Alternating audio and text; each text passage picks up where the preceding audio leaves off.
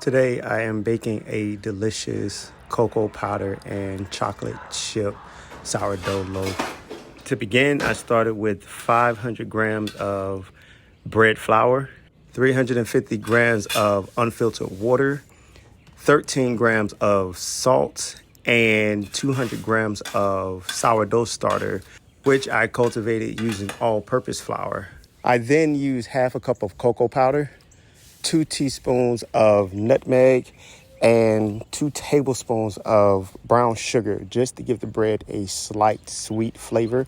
And also I used 2 teaspoons of cinnamon. This blend is not going to overpower the sourdough bread, but it is going to complement the chocolate chips that we are going to incorporate into this bread.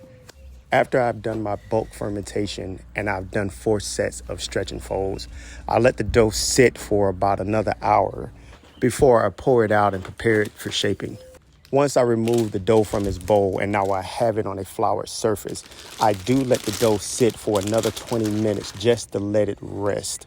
After those 20 minutes, I do prepare the dough for shaping by spreading it out and making it to a flat and more even surface.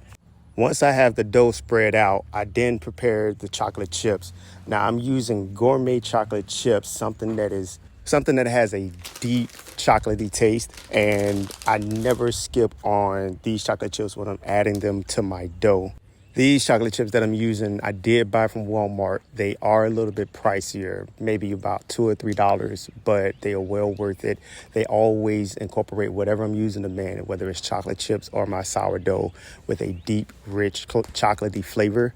It's nothing that is more satisfying than when you have that first bite of either sourdough or chocolate chip cookies, and you can taste the richness of the chocolate chips.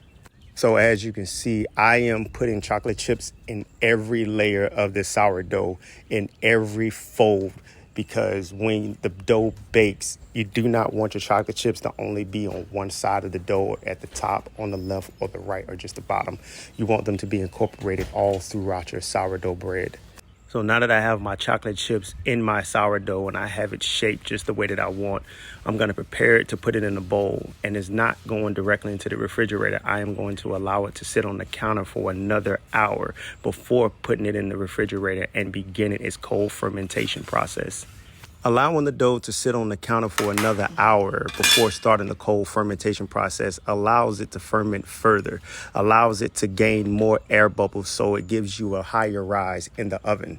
So by the time I put it in the refrigerator, and the bulk fermentation process will have slowed down, and the dough itself will have had enough air in it to produce a good rise once it is in the oven. So I do like to allow it to sit on the counter for an additional hour. It just produces a much tastier, richer, and deep flavory bread. So I do advise you to leave it on the counter for about another hour after shaping. But after the dough has firmed up in the refrigerator no less than 4 hours, I let this dough sit in the refrigerator for 6 hours, because I just like a good firm dough to work with when I am doing inclusions. It also makes it so much easier to score your bread more perfectly. You get better lines. The dough is not pulling every time you run your razor through it. So it firms up the dough to a point where your scoring is so much better. So plus, working with an inclusion that is more likely to melt if it's not chilled or becomes warm makes it a lot easier when you are scoring. So when I'm scoring my bread, I like to keep it simple. I love doing a split down the middle, a really deep split down the middle or down the side, because that way the middle is actually going to rise in the oven, and you're going to see the bread actually start to stretch, and you see the air bubbles trying to break through the surface. So it gives it an awesome effect. And of course, the leaf design is always a really great go-to design when you are scoring your bread. It's something for beginners. It's something that's really easy to start with and easy to learn. And of course, I did use rice flour on my sourdough bread before I started to score it.